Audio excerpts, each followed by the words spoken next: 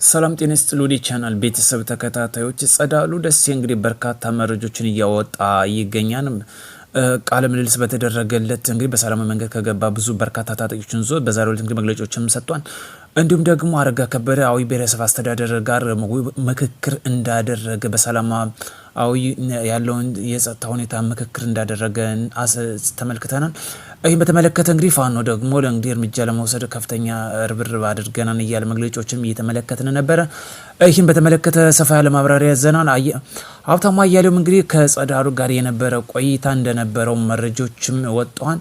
እንዲሁም ደግሞ ሌላ ታጣቂዎች የጸዳሉ መንገድ ተከትለው በርካታ ታጣቂዎች በዛሬው ዕለት ገብተዋል ማለት ነው። እንኳን በድጋሚ ደስ አለ። የሚያስፈልገው በሰላም መንገድ አገር ማልማትና መገንባት ነው እንጂ በትጥቅ የሚመጣ ምንም አይነት የሀገር ልማት እንደማይኖር ከወዲሁ እንገነዘባለን ማለት ነው።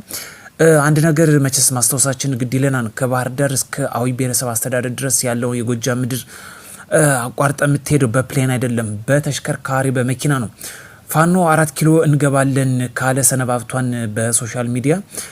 ነገር ግን እስካሁን ድረስ ከጫካ እንዳልወጡ እየተመለከትን ነው የሚገኘው። ስለዚህ ይባስ ብሎም አቶ አረጋ ከበደ ከባህር ዳር ተነስቶ ቀጥታ በትራንስፖርት የሚሄደው በህዝብ ትራንስፖርት ነው። ነገር ግን ፋኖ 4 ኪሎ ከሚሄድ ከባህር ዳር ወጥቶ እንግዲህ ከተማንም ገጠርን አቆራርጦ አዊ ብሔረሰብ አስተዳደር ገብቶ በሰላም ህዝብን አወያይቶ እንግዲህ የመጣ በትራንስፖርት ነው። ስለዚህ ፋኖ አሁን ጎጃም ምድር አለ የኔ ብርጌድ የሚለው ካለ ይህን ሰው ለምን አላስቀሩትም? የተከበሩ ፕሬዚዳንት አረጋን ከበደን ለምን ማስቀረት አልቻሉ? ይህ የሚያመላክተው ሶሻል ሚዲያ ነው የነሱ ትልቁ መሳሪያቸው እንጂ መሬት ላይ የወረደው እያየን ነው።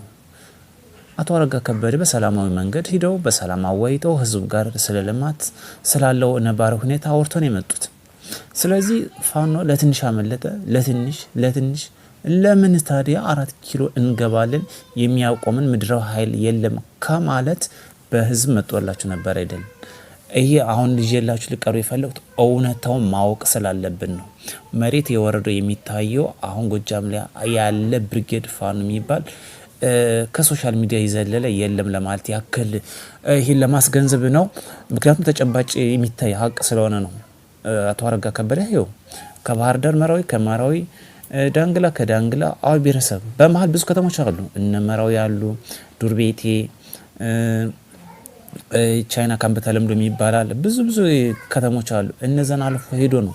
ይሄን ሄዶ ደግሞ በፕሌን አይደለም በተሽከርካሪ በመኪና ነው። ስለዚህ ቀጥታ የመጣላቸውን አቅም የተደራጀ ኃይል ካለው ይህን ለምን ማስቀረት አልቻሉም? ይህን ላቀርብ በጣም ዋና አንኮራ አይዲያ ሆኖ ያቀርቡበት ምክንያት መሬት የወረደው የተደራጀ ብሪጌድ የለም። ላብነት ያህል ጀነራል ተፈራ ማሞ እንኳ ተናግሯል። ሾልኩ በመጣበት የስልክ ቅጅ ላይ ሰምተነዋል። መሬት ላይ የወረደ ብሪጌድ እንደሌለ ተናግሯል ከራሳቸው እንኳን። ስለዚህ በህዝብ እንገነዘው። ሌላኛው ጸዳሉ ደሴ በዛሬው ዕለት ቃለ ምልልስ ተናግሯል። እኛ ወጣን ለአማራ ብለን ነበር፣ ነገር ግን ነገሩ ወደ የዞረው ወደ ቢዝነስ ነው፣ ወደ ጥቅማ ጥቅም ነው። በቃ ይሄን ነው መግለጫ የሰጠው። እሱ ሲገባ ብቻውን አልገባም። ደግሞ የሚገርም ከ100 በላይ ታጣቂዎችን ዞን የገባ ይህን መንገድ ተከትለው በዛሬው ዕለት በርካታ ታጣቂዎች ከጎንደር እየገቡ ነው። በሰላማዊ መንገድ እስከነሙሉ ትጥቃቸው እየገቡ ነው። አሁን አዲስ ያደራጁት ለምሳሌ ፋኖ ወደ አንድነት አደረጃጀት የመጡበት ምክንያት ልንገራችሁ። የጎጃሙም የጎንደሩም የሸዋም የወሎውም አሁን ወደ መንግስት እየገባ ነው ያለ።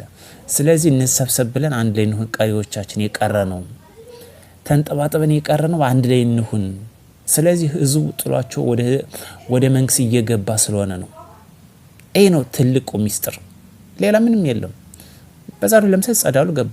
ጸዳሉ ደሴ ማለት ደግሞ ለሀብታሙ አያሌው ጋዜጠኛው ቃል የሚያቀብል ሰው ነው። ሀብታሙ አያሌው እኮ ተናግሯል ፋኖ ተችቶ። ስለዚህ ይህ ሰው እንዲገባ፣ ስለዚህ አና ሀብታሙ ጋር የሆነ ሴራ እንዳላቸው ግልጽ ነው።